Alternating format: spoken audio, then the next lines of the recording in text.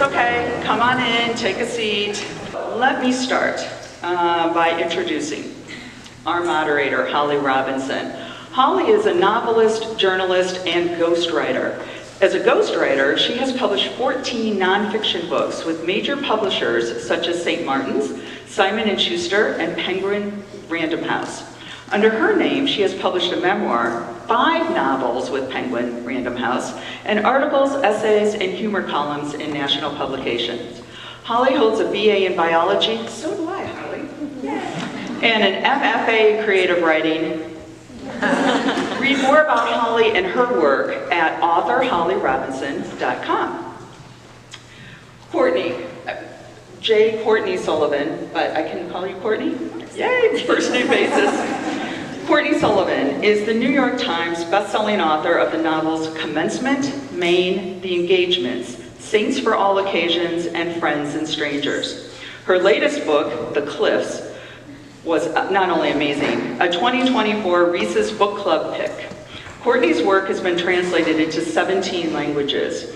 Her writing has appeared in the New York Times Book Review, the Washington Post, the Chicago Tribune, New York, Real Simple, and Oh, the Oprah magazine, among many other publications. This is really cool. In 2017, she wrote the forewords to 2 new editions of 2 of her favorite classic novels, Anne of Green Gables and Little Women. She lives in Massachusetts with her husband and 2 children.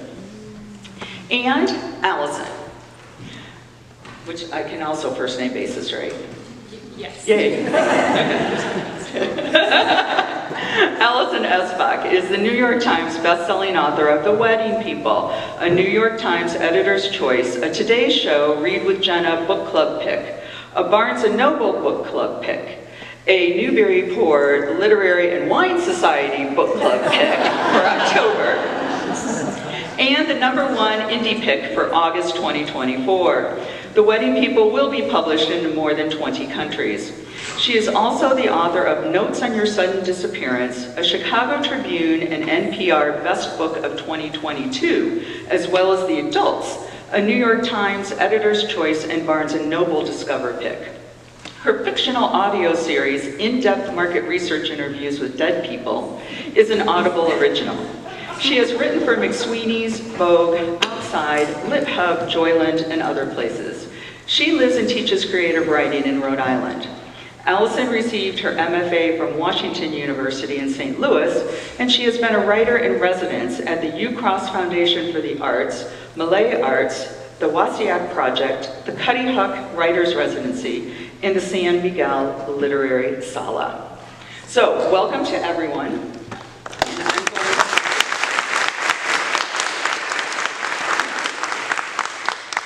Turn it over to Holly. Thank you so much for coming. Thanks for the great introduction, Pam. And also, she loaned me her watch because mine fell off in the car or something, I don't know. So really, it does take a village to put together a literary festival, and the organizers, the sponsors, the volunteers, all of you readers and writers in the audience, you all made this possible, and we are so grateful. It's on a day like this, many of us, as Courtney was just this morning, would maybe prefer to be in our pajamas and writing and reading, and to get this many writers and readers together, it's like a herd of unicorns, which we just hardly ever happens except here at the Literary Festival. And a herd of unicorns, I had to look it up, of course, is a sparkle or a blessing, which I think are both great. Okay, so here you are, you're a sparkle and a blessing, so thank you so much. I love that. I know, isn't that so cool? So I really am so happy to be here. I have been to the Literary Festival many years as a presenter, a moderator. Whenever they call and say, do you want to moderate a panel? I say, yes, please. You say yes, and it's like that mystery box. You don't know what you're going to get.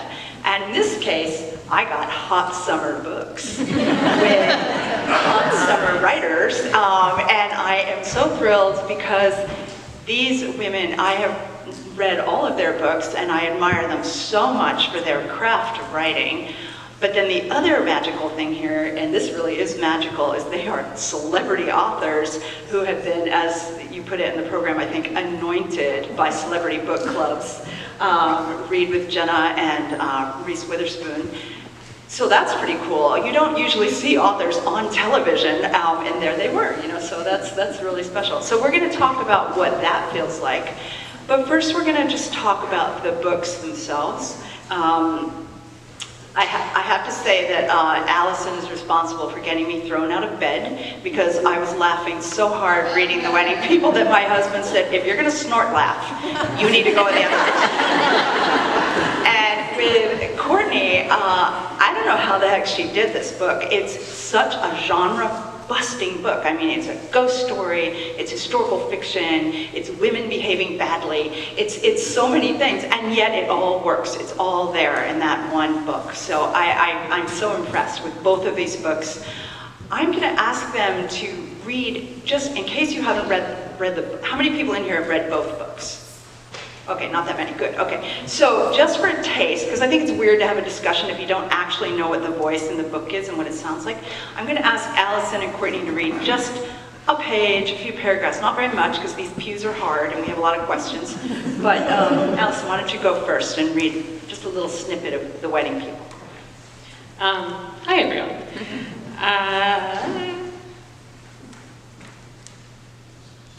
So I'm going to read a bit from the beginning, and the only thing you need to know is that the main character's name is Phoebe. She has just flown from St. Louis, kind of spontaneously arrived at a luxury Newport hotel, and we don't really know why she's there. This is the scene where she encounters a bride who's getting married at this wedding that weekend, and you see them in the elevator, and you'll see. But it really sets up what the whole book, what the whole rest of the book is about. It's not the funniest part, I'm sorry. It's a little sad. Here we go. Hold the elevator, a woman calls out. Phoebe knows it's the bride before she sees her. She yells like she deserves this elevator. But nobody deserves anything, not even the bride. Phoebe presses the button to close the doors, but the bride slides a hand between them. They don't bounce open like they're supposed to, maybe because the Cornwall Inn was built in 1864. An old hotel has no mercy, not even for the bride. Fuck, the bride shouts. Oh God, Phoebe says. She pries the doors back open and stares at the bride's hand in disbelief. You're bleeding. The bride holds up the gash across the back of her knuckles like a child and takes the tissue Phoebe offers without saying thank you. Phoebe presses the button and the doors close again. The women don't say anything as the bride politely bleeds into the tissue and they begin to ascend.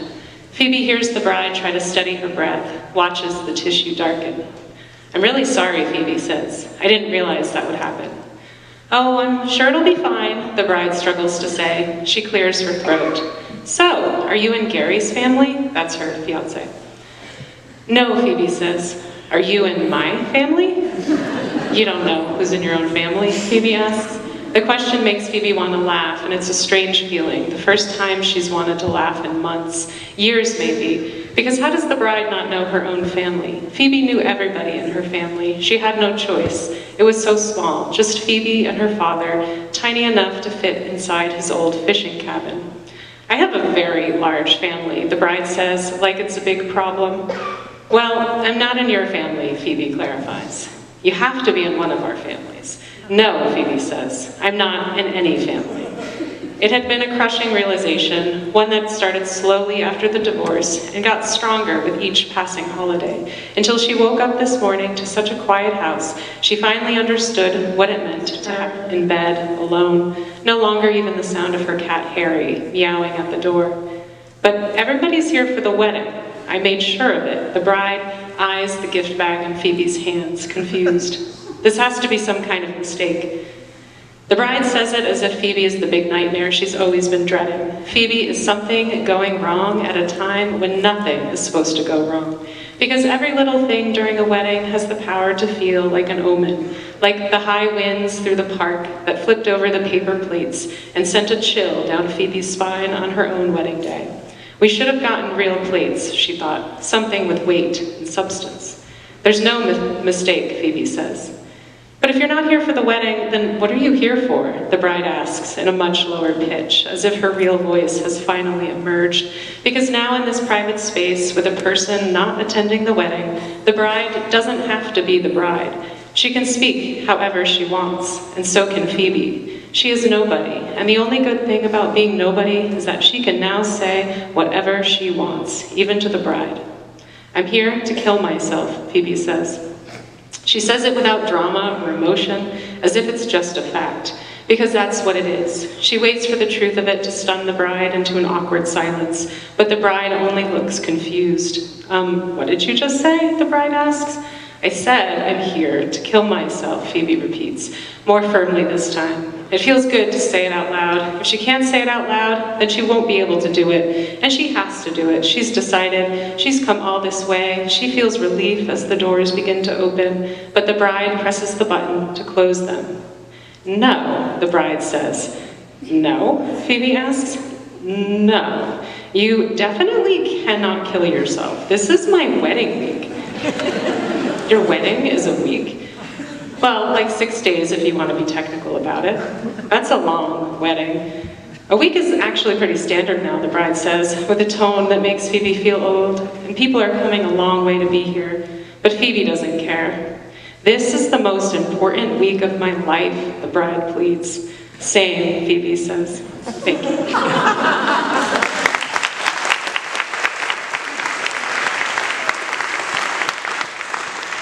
I love that you said this is not a funny part, and it was so funny. That just tells you how funny the book is.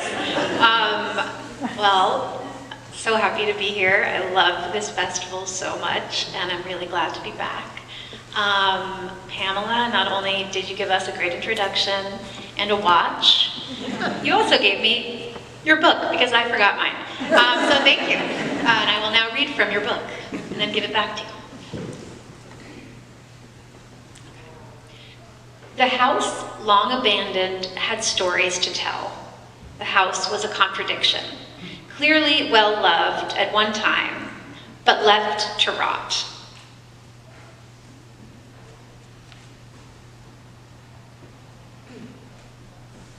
I lost my place. I'm a disaster, you guys, sorry. Okay. The previous 2 summers, Jane worked days, welcoming parents, balancing strollers and sunblock and coffee to go as they and their excited offspring climbed aboard. Jane spoke cheerily into a scratchy corded microphone, spouting the same set of facts 4 times daily, receiving near identical responses from every group. Jane would say, Awadapquet's pedestrian drawbridge is the only one of its kind in the United States. The passengers would nod at others in their party. Interesting. She would say, lobster was once so plentiful in Maine that they fed it to prisoners for every meal. Reformers rallied against the practice, calling it cruel. To this day, prisoners in Maine can only be fed lobster twice a week. At this, the passengers would chuckle, since they themselves had, within the last day or so, doled out almost $20 for a boiled 1 1/4 pound hard shell. This is in the 90s, by the way. When the boat got far enough offshore, Abe pulled up one of his traps, and Jane plucked the most impressive lobster out for all to see. She waved the slippery creature, legs and antenna writhing, in the faces of children aboard. They, in turn, either grabbed the lobster eagerly or shrieked and hid in their mother's shirts. There was no other possible reaction. That summer, because Jane had class during the day, Abe offered her the coveted evening tour, on which the tips were better and neither lobsters nor children were present. Instead, couples sipped weak vodka cranberries out of clear plastic cups, and Abe hewed close to the rocky coastline so they could ogle the area's grandest oceanfront properties, the ones set far back from the road, hidden behind tall trees and long winding driveways, visible only by boat. That night, 15 minutes into the trip, the sky turned an astonishing shade of orange, and Jane obsessed over what her professor had said to her earlier. Outwardly, she went through the motions. As she did every night, she directed the crowd's attention to a tiny island, maybe a quarter-mile from the cliffs, where harbor seals rested on the rocks. Technically, it was named St. George's, but Jane had never heard anyone call it that. The island didn't seem big enough for a name. In a bad storm, the whole thing disappeared beneath the waves. The island to your left was christened St. George's by the British explorer Archibald Pembroke when he discovered this part of the world in 1605, she said. Jane wasn't sure this was true. At some point, she had seen a map of Pembroke's journey, and his final destination appeared to be a spot some 300 miles south. She had brought this up with Abe, who said Pembroke had possibly landed in several different places. Jane suspected he just didn't want to probe further, as doing so might require changing the script. Whether or not Pembroke had actually set foot here, in 1930, the local Antiquarian Society had erected a small stone monument on the island to commemorate the 325th anniversary of his voyage. The monument still stood. From this distance, it was nearly indistinguishable from the natural rocks on either side, but for the fact that it alone was plagued by a barrage of seagull droppings, which rained down upon it like so much white paint, obscuring the inscription on its face. As Jane mentioned the monument to the passengers now, a woman in the front row nudged her husband and pointed in the other direction, up toward the cliffs. "That one gives me the creeps," she said. Her voice was loud enough that Jane stopped speaking and turned to see what she was pointing at. Jane's eyes anticipated what she was used to seeing across from the island, a spot where two giant pine trees stood, right where the land jutted out into the sea, with overgrown hedges running along the cliffs on either side. One of the trees had fallen in the storm. She could see its roots reaching up toward the sky like long, grasping fingers. It had left a gap, through which Jane glimpsed a house, pale purple, very old, with turrets and elaborate trim painted green in some spots and blue in others. One upstairs shutter dangled precariously. The window beside it had been smashed. A white curtain billowed out from within. The woman was right. The house was creepy. Jane had the strongest urge to go there and explore. She was drawn to deserted places, those patches of the world where you could feel the life that had been lived there and was no more. New England was full of them, boarded up factories and state mental hospitals, an abandoned amusement park where she and her sister once climbed the rungs of the flume ride all the way to the top. Jane considered herself law-abiding in the extreme. She would never shoplift or run a red light. She had never had a sip of beer. But to her, trespassing in such places didn't feel like a crime. It felt like honoring whatever came before.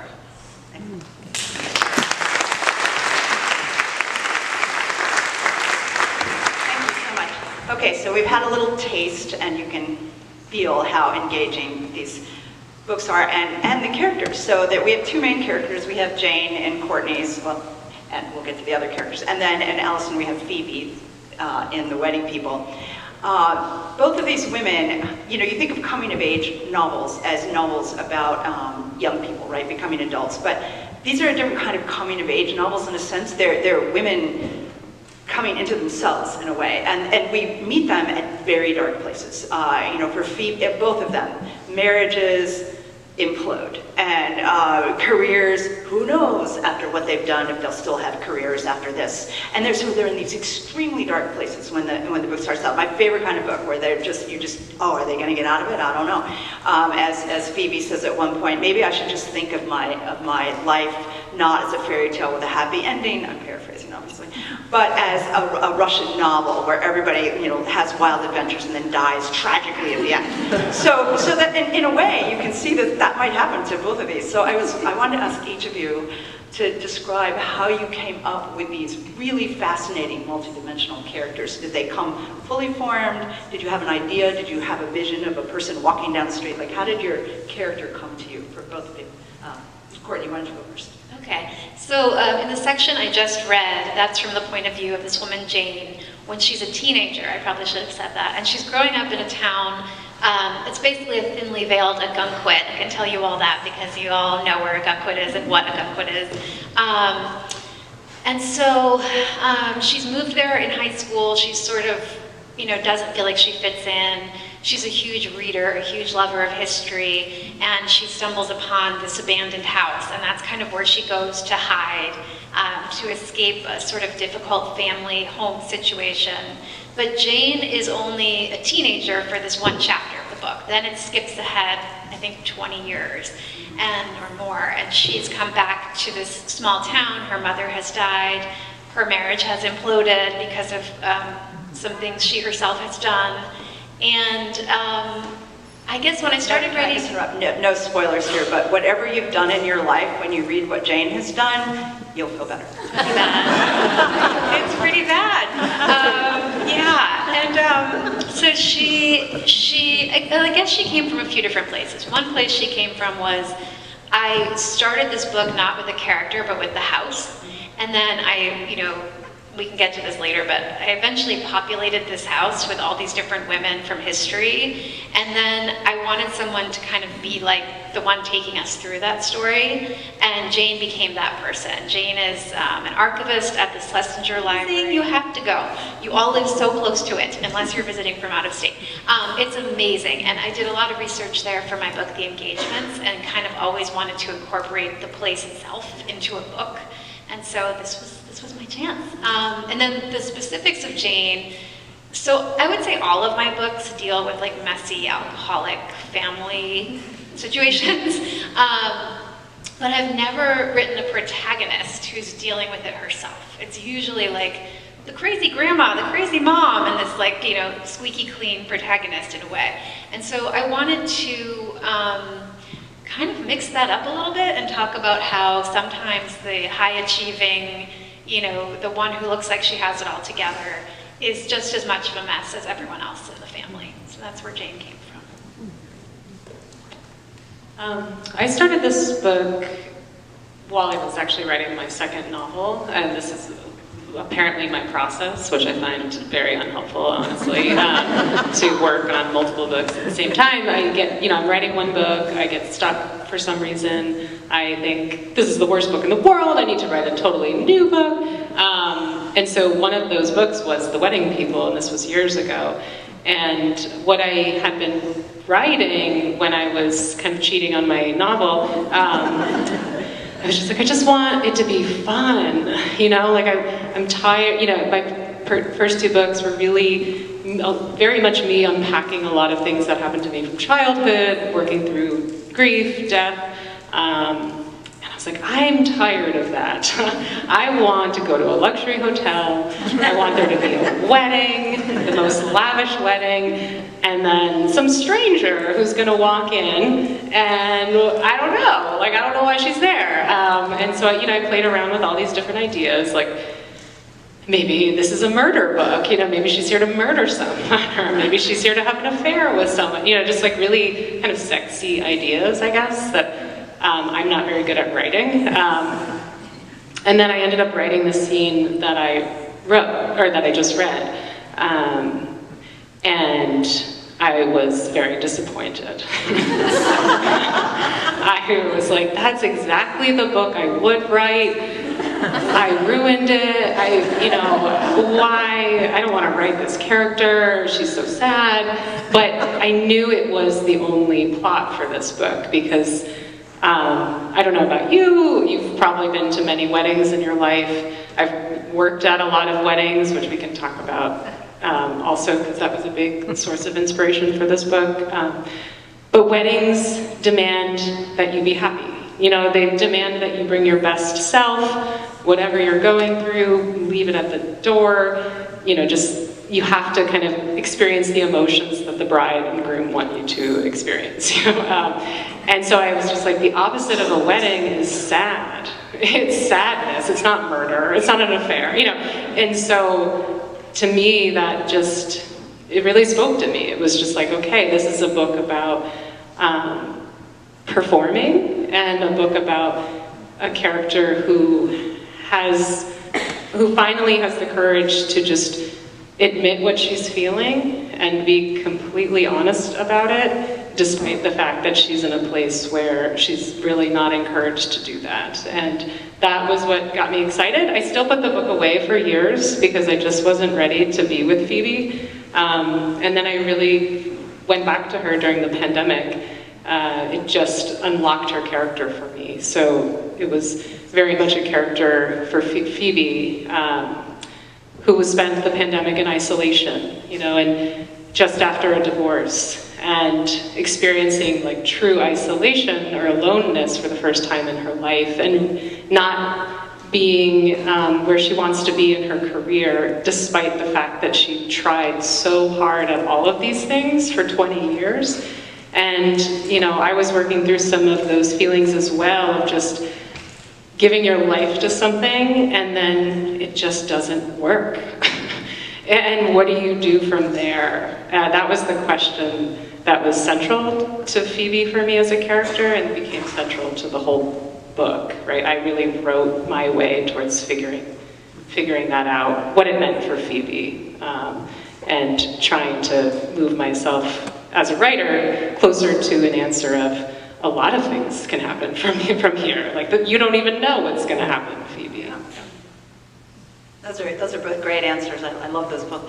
I wanted to talk a little bit about the settings, because, I mean, lots of times summer books are chosen as summer books because they're on the shore, which happens to be true of both of these books. But these are really particular settings. There's, I loved Courtney's it's abandoned in the beginning, the house, and because my mom used to have us break into abandoned houses when I was growing up, because that's the kind of mother I had.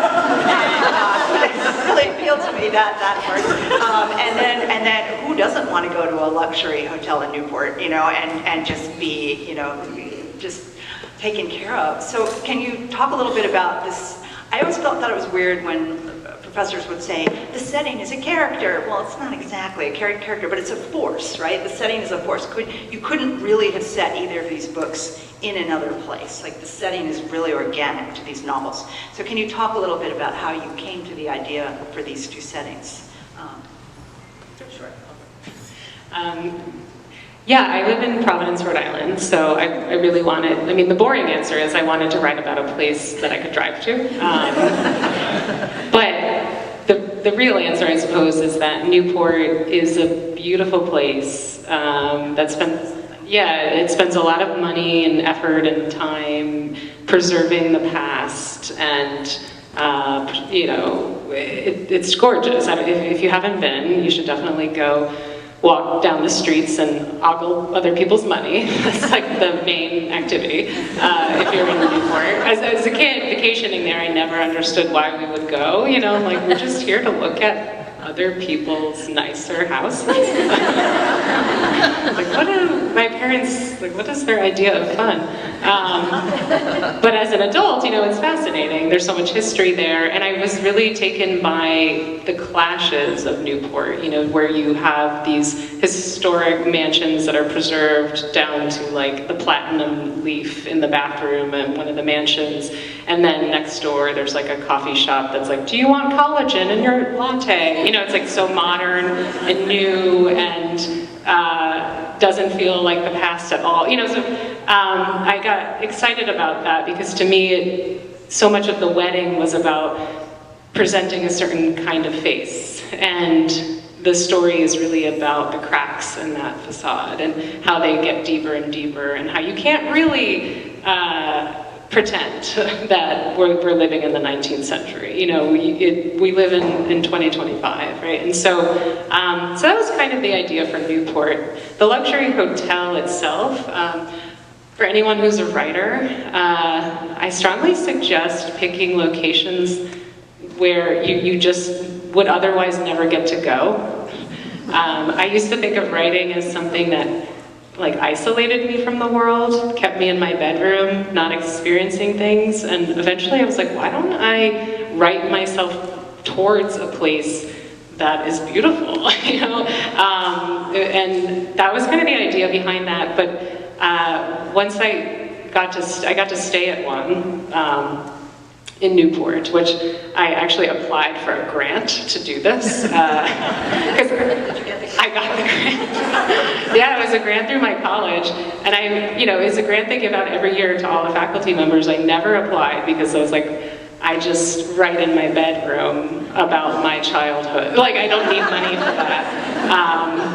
And then I was like, you know what, it's a resource. I can do research. So I wrote up a proposal. They gave me 4 nights in a luxury hotel. I still had to stay like on a Wednesday in February. And it was only the nightly rate. So I was the weirdest guest. Because I kept calling down, being like, is the water free? There's like a little robe. They had like a cute bag that was on a hook, and I was like, what's the bag for? And they're like, you can take it. I was like, forever? They're like, no, just while you're here, you can take it around to, so I had so many questions. They're like, you're at the, I felt like they knew I was on scholarship, and the first night, someone knocks on the door, and one of the staff, and he's like, I'm here to turn down the room, and I had never heard this phrase before. So I was like, what? And he's like, just get you ready for bed, And I was like, oh my God, amazing. Yes, come in. I hate this part of the night. It's so hard, he's like, I'm just here to close the curtains and hold the bedspread down, But I kept thinking about Phoebe and how it really opened up the space for me of thinking about like, oh yeah, these like really small touches that, like, if someone's depressed, if someone feels like the most alone person in the world, and there's this person here who's just gonna help, make the room dark or pull the bedspread down, just those little things would add up and start to change the way she feels in the space. So she really kind of like embraces the luxury hotel in all the ways that I did. I was really hoping you were going to tell the turn down story. I'm so happy that you did. Yeah, we're like a married couple that knows all each other's stories. That story. Oh my gosh, that's so funny. Setting. The house in my book is based on a real house that was in Cape Nettic, Maine. And before we had kids, maybe 12 years ago or so, my husband and I would go on vacation every summer with this other couple, our very dear friends who live in Iowa, and they do have kids. They did have kids even then. So they would be escaping their children and meeting up with their child-free, carefree friends in Maine for a weekend. And one day we were just kind of driving around, and I'm from Massachusetts originally and grew up going to Ogunquit every summer. So I feel like I know the area very well, but this just happened to be, I don't know if you guys know that area, you're driving on Shore Road. There's all these little streets off of it, and they don't really like beckon you to drive down them. They feel very private. But we did drive down one because we're rude, and at the end of it, there was this house, Cliff House Hotel, if you've ever been there. And it had this like rolling lawn down to the cliffs. It was so dramatic and gorgeous. And the house was abandoned. It was clearly abandoned. It was kind of falling apart. But my friend Melissa and I did go right up and look in the windows while our husbands yelled at us that this was trespassing, this was illegal, this was rude, whatever. Maybe there might be a raccoon jumping out at us.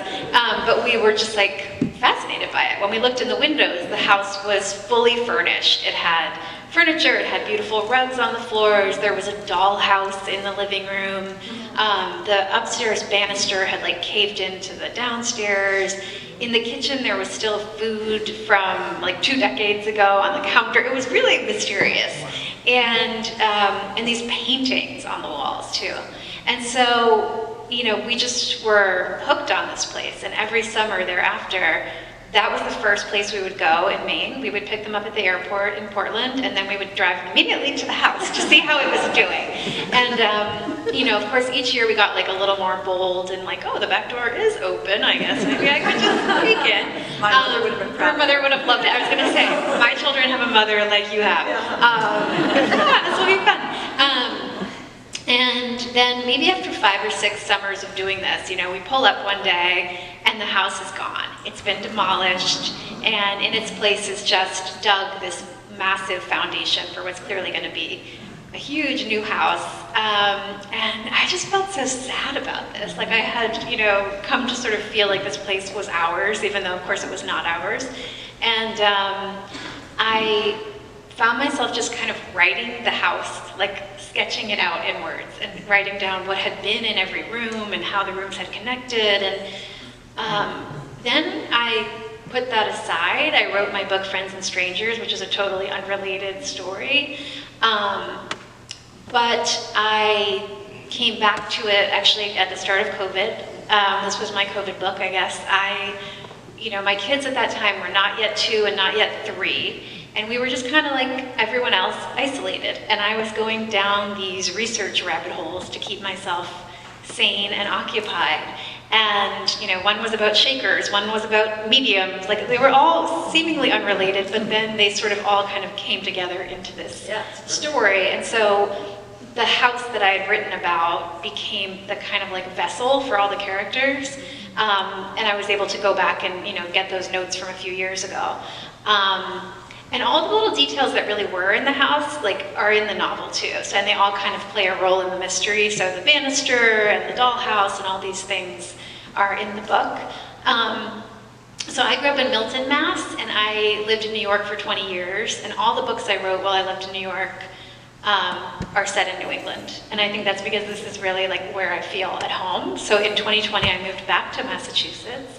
And, you know, I guess like Maine is really my happy place. So I will, if given the choice, I'll write about Maine. I also write about Massachusetts, which I quite like. But yeah, so that's kind of why Maine. Whenever I go on book tour in Maine, I forget that they're going to be like a little bit hostile to me as a Massachusetts person. And they're always like, what? Like the first time when I wrote the book Maine, I went on the Portland like morning show, and the guy was going to interview me live, and he was really nice during the commercial break. He was like, oh, I don't know. And then when the camera started rolling, he's like, so you're from Massachusetts, but you think you could write a book called Maine? And I was like, I guess, I don't know. So anyway, but I am getting closer to Maine now that I live in the Boston area. That's true. Good job. Those are great.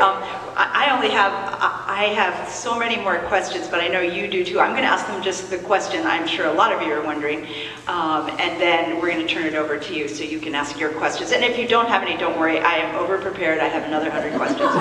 So for both of you, I mean, I'm sure you started out, as many of us here did, reading Anne of Green Gables or whatever, Nancy Drew, whatever you ended up reading as children. And you somehow found yourself on this path to becoming a writer. And I'd like to hear a little bit about the start of that path and what it was like to get this call suddenly, where, like, how does it work, where you get anointed by some big book club? And did it change your lives? And did it change how you feel about yourselves as writers to have this kind of recognition? Is this why you write? I suspect the answer is no, but it might be yes. What do you think? How did you start out as a writer, and then tell us about the journey to get you to this call from Jenna, or your agent got the call, I imagine, yeah.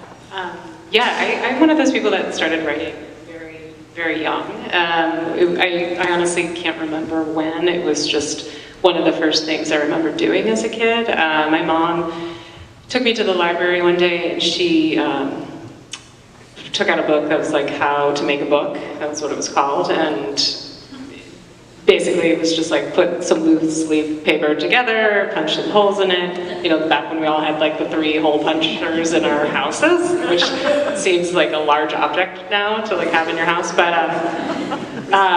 would you? And you know, bind it with yarn. So I would do like a version of that like every year. You know, I'd write a new novel, and they were always so sad. I think it was like my version of Little Women, but like if everything went wrong, like good practice. Yeah. You know, their father died at war, and then they got evicted, and then they had to go live on top of a mountain for reasons I never explained, and then they all fall off the mountain and die, a whole family. The last teenage is just no. And I swear, every novel was like this tragic, and my parents were like, good, good. They encouraged me somehow to continue doing this.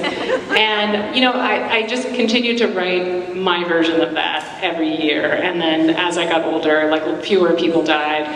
Finally, I'm like down to like one person a novel is allowed to die. But, you know, I joke about this, but it's like people would always tell me like, oh, your books are about death, or they're just so death focused. And that was always told to me as not a criticism, but as like a reason why I didn't pick it up, or I couldn't get through it, or, you know, and to me it was such a normal part of my existence that it was always shocking to me. I was like, oh, okay, so like the amount of, you know, my brother passed away when I was a teenager, so our lives just like centered around that death. So for me, I was like, oh, other people don't have this experience, you know, and so when I wrote The Wedding People, I mean, part of the reason I rejected it so hard at first was like, I want to move beyond that. You know, like, I don't want this to be about death. But it was, you know, it kind of. And I thought, you know what, fine. Like, this is my third book. No one has to read it, really. Like, I have a job. It's fine. And so I was so surprised that the book I thought was the most sad was the book that has had the warmest reception. So it turns out I don't know anything and shouldn't run my own life, but I almost didn't do it. And so that's just been, I can't tell, like, I don't know, it's like the thing you're most afraid of people seeing about you, and then everyone sees it and claps instead of shuns you. That's sort of the feeling that I've had ever since I got that email. It was an email. Yeah. Okay, so tell us about the email. So the email, I was in the paint store, and I was waiting in line holding a gallon of paint, and I checked my email. And I was like, oh my God, I can't say anything to anyone. And I just have to buy this paint. But I felt like something had changed, you know, like I knew that this, you know, none of my books had gotten to that place before. I knew I was headed into a new arena, kind of, and I couldn't tell anyone. Yeah, for like 10 months. This is, I mean, it was just... Anyone? I did. I told my dad. Okay. Yeah. I called him. I was like, Dad, I have news. I think he thought I was going to say, like, I'm engaged, but I was like, Jenna, and he was like, oh, not engaged, no. No, he was very excited, and he's a good secret keeper, so I knew I could trust him with that. Yeah, I mean, at first it was really surreal. Nothing changed for those 10 months, and I still actually feel like it's so new. I don't quite know how it's changing my life, except for some of the more obvious things, like I get invited to things like this, and I get to talk to all you people, and it's just brought a lot more readers into my life, and that has made, and it's not why I think it is why I write. Like, to me, it does feel like an act of communication. I just always expected no one to talk back. And to hear people talk back and continue the conversation with me has made it feel more meaningful, honestly. Like, I think it was just something new that I really needed, which was just getting some response from the world and knowing how people are interpreting your words, and it makes sitting down to write feel different. Yeah, it's wonderful. Love that answer. So when I was a kid, it's funny, when I first was like publishing, my first novel came out 15 years ago, and I remember at my first book party there was a reporter there, and my parents were there, and for some reason this reporter asked, from the New York Times, was asking my parents, so what did she like to read when she was a kid? And my dad said, like, she loved Anne of Green Gables, she loved Little Women, and then afterward he's like, but I didn't tell him you really loved The Babysitter's Club. And I was like, I did, it's true.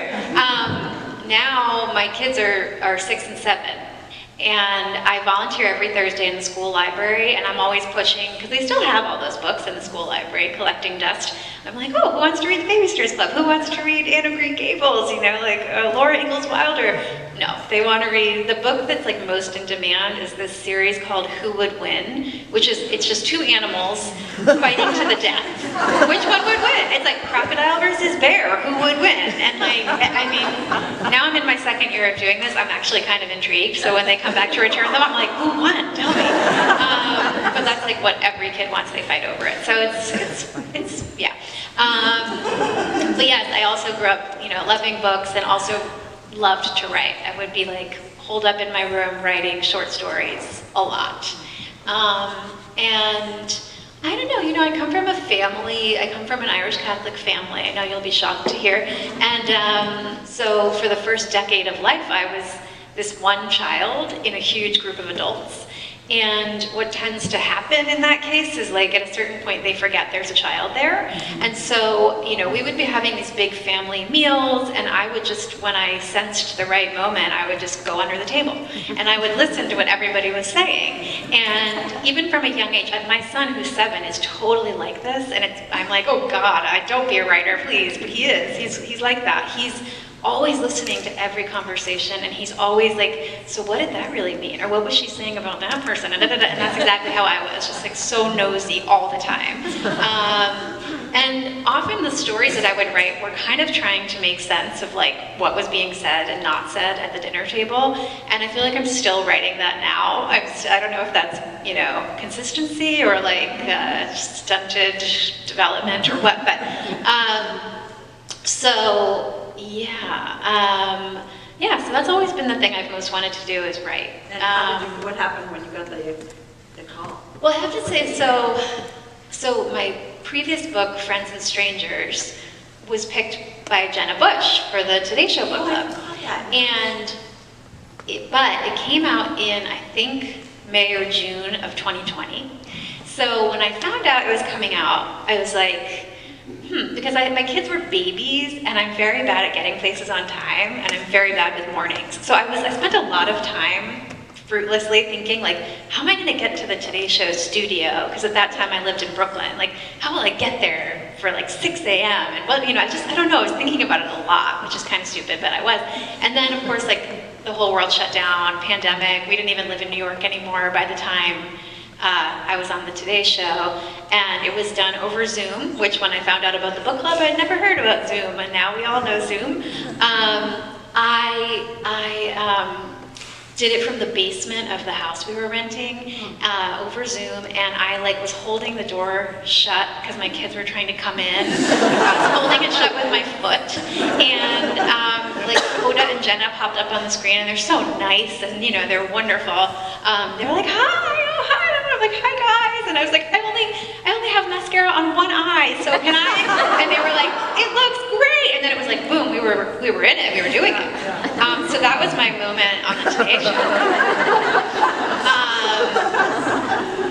I don't know, I want to say about the book clubs, I think they're great. Yeah. But if you look at all the books that have been picked by Reese Witherspoon or Jenna Bush or even Oprah, they don't all like take off. I have to say The Wedding People is so phenomenal. And Meg Mitchell-Moore, who's here, hi! Meg Mitchell-Moore and I did an event at the Cliff House back in the fall, talking about the cliffs. Meg was kind enough to interview me about the cliffs, and we basically spent half the time talking about how much we both wished we wrote The Wedding People and how phenomenal it is. It's a very special book because it's so funny and it's somehow both light and dark, you know? It's very serious and heavy, and it's also just so much fun to read, and I've never seen a book like that. So I think the success of your book, which by the way now has been on the bestseller list for like 30 weeks or something insane. Years. It's not, the success of The Wedding People is not typical, even for a book club, celebrity book club pick. It's something about the book being as special as it is. I'm just telling you that. You made me want to cry. Sorry. Thank you. Thank you both so much. Those are fabulous answers. We have to leave a few minutes for, we have to, I think, be out of here at 2. So let's open it up. Is somebody going around with a microphone, Pam? To any audience questions. Let's do that. Me? Okay. All right, raise your hand if you have a question, and if not, remember I have lots, but I bet you have questions. I know there's some writers. There's my friend Nancy over there. Stand up and yell. I was wondering about your writer's discipline or process, and if either of you tell me you get up at 5 in the morning, I'm going to kill myself. How do you integrate it into your busy lives? Repeat the question. The process of writing, what is their discipline, and if they tell her that they get up at 5 in the morning to write, she's going to kill herself. Hi. You will be very happy to know I can't even really form a thought until noon. I just cannot. And I do think that most fiction writers, at least the ones I know, we all started out with a day job, whether or not we continue to have a day job. And so either you would write early morning or late at night. It seems just anecdotally to me that a lot of women are in the early morning camp. There's a lot of women who get up at 5, and that's the only time they have when there is no one bothering them or asking them for anything. I wish I could be that person, but I'm like the late night person. I always wrote late at night when I had a day job. Now I don't have a day job, but I still write late at night. The Cliffs I wrote entirely in the middle of the night because my kids were so little and it was COVID and we had no childcare. I feel like for me, every novel is sort of a time capsule of the moment when I wrote it. And so there's just always different challenges to the life moment you're in. When I wrote my first novel, Commencement, I had a full-time job at the New York Times, and I wrote it kind of in the nooks and crannies of life and thought, eventually I'll just write fiction, and then I'll have hours upon hours every day to do that. And now my kids are little and they're just it's just insane. So I do feel that the hardest part of being a writer is when you have little kids is kind of the changing gears, having to change gears so often, if that makes sense. I remember before I had kids, I was on a panel with 2 other women writers who had children. One was Nicole Bernier, she had 5 children. And so somebody asked, when do you write? And I was like, I need 8 uninterrupted hours and absolute silence, and I need to light this candle, and And then these women were like, I just write in the car at soccer practice or whatever, and I kind of get that more now. Yeah, I think what you said about changing gears being the hardest part, that rings true for me. I was at a festival a couple weeks ago and someone described it as getting in and out of the pool. When you're not in the pool, you're like, do I really want to get in? It's so cold in there. And then you're in, you're like, oh, it's nice, I like it. Pools are great. And then you're like, do I really want to get out? The air is going to be so cold. It's just that, to me, is exactly what it feels like. I'm living my regular life, my job life, my making dinner life, and I'm like, do I really want to isolate myself and just think my own thoughts for a few hours? No. But then I make myself do it, and it's great, or not all the time, but a lot of the times I'm in it, and I'm feeling it, and then I'm dreading having to go to the dentist at 2 p.m., because I'm in another world, and that still plagues me. I just have to learn how to accept that that's part of the process, and I am a morning writer, mostly because if it's past noon, I don't want to think. I just want to be. And in the morning, I feel like I'm more tolerant to that meditative space where I'm just especially if the sun hasn't come up yet, but that's very hard for me to achieve. That only happens post jet lag or something, and I take advantage of thinking, I'm on California time. But the more I write, the fewer hours I can write. And so for me, it's really about writing just a little bit here and there and letting that accumulate rather than being I need 8 hours for 3 days in a row, because that just never happens. Yeah. Okay, another question. Edith, back there. Do you plot an outline before you start writing, or do you write to the headlights? do you plot an outline before you start writing, or do you let it evolve and write into the headlights?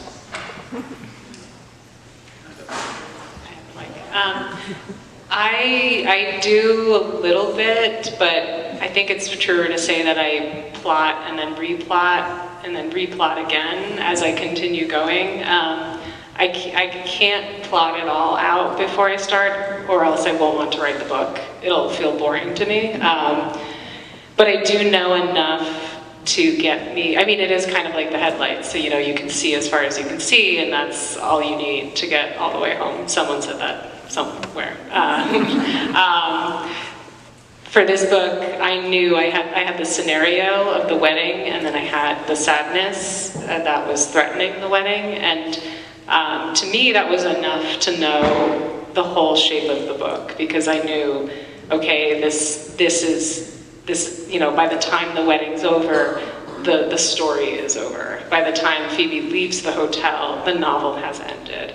I just didn't know what was going to happen in the middle. So I really did replot, every chapter. It's like, oh, okay, there's a new character now named Jim. Like, how is he going to fit in? And then going back to the beginning and revising accordingly. So for me, the plotting is never really done until the book is actually over.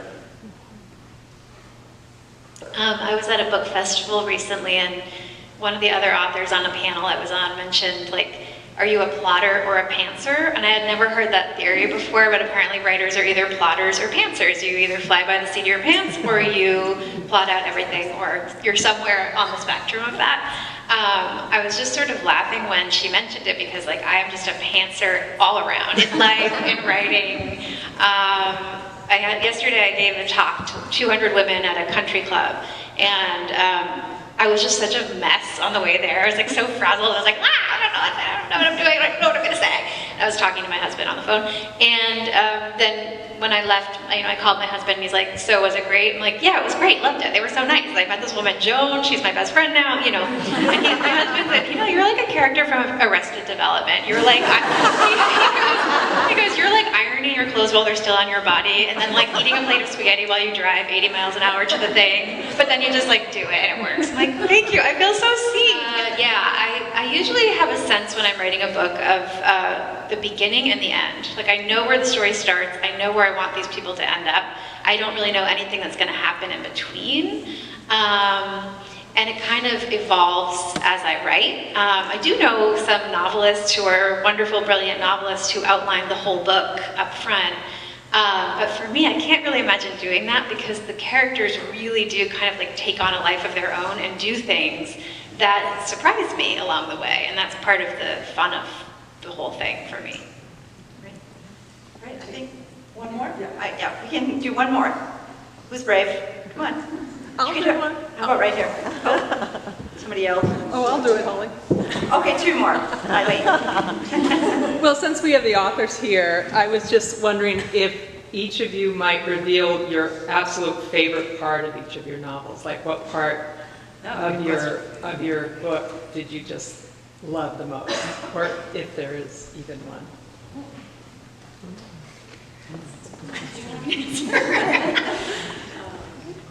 First prize for stumping the authors. Well, I guess for me it was, I don't know, do you mean to read or to write? To read, I guess, yeah, Okay. as part of the story. Okay, so I think, so this book is, I don't know, there's so many different pieces to it, and during the sort of early stage COVID, home alone, or actually not alone, I wish, with my young children, and going down these research rabbit holes, as I mentioned, one of the things was kicked off by reading a nonfiction book by the author Mira Patassen, who happens to be a good friend of mine, and it's about a place called Camp Etna, which is a spiritualist camp in Maine. That's still there today. You can go there today. It's basically a summer camp for mediums, And it was very popular around the time of the Civil War when spiritualism was raging in America.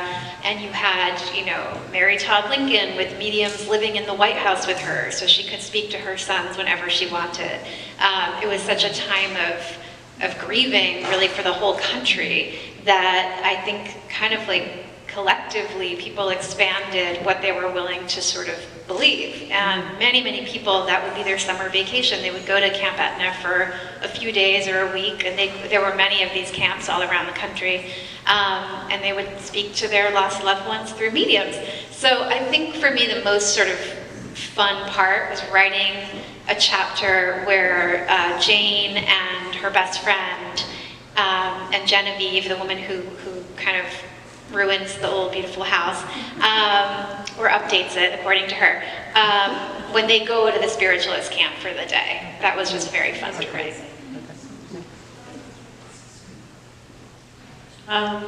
Gosh, I don't know. I love beginnings. I can write a beginning over and over and over again, and I do usually.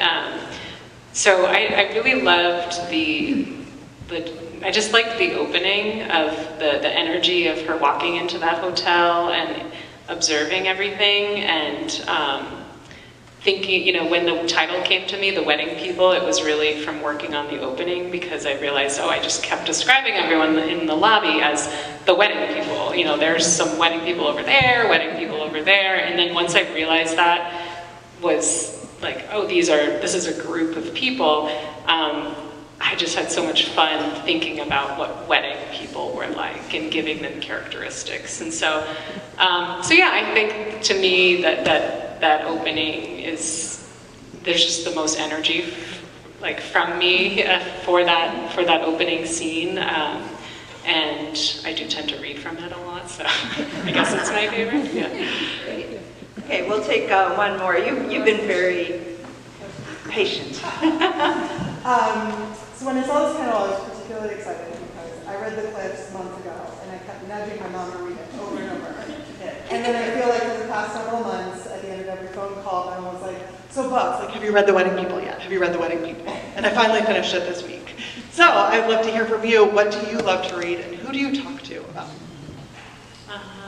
This is a good question. I love to read. I actually am in a bad habit, good habit, I don't know, of reading first chapters on Kindle. I just love my love of beginnings. I just love to read the beginnings of things, and so that actually has created a whole new what I'm willing to read because it just opens things up. But I'd say I often am looking for a novel that is kind of darkly funny. I love it when a narrator can go to dark places and also make me laugh a little bit, or even just observe wryly, notice absurdities of a particular moment. So the book that I have been recommending that I think really does that so well is Green Dot by Madeline Gray. It's just a story of this young woman who embarks on an affair. So if you're not into affair books, don't read it. But she's just so funny, and it's so dark, and it's just, and she has one-liners that just, will get you kicked out of the bedroom. Okay. It's just like, you can only read it in the kitchen.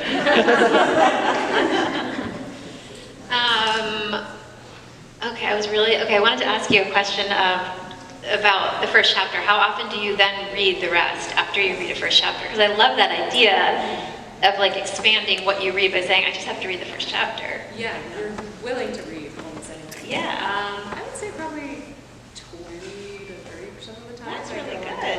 Yeah.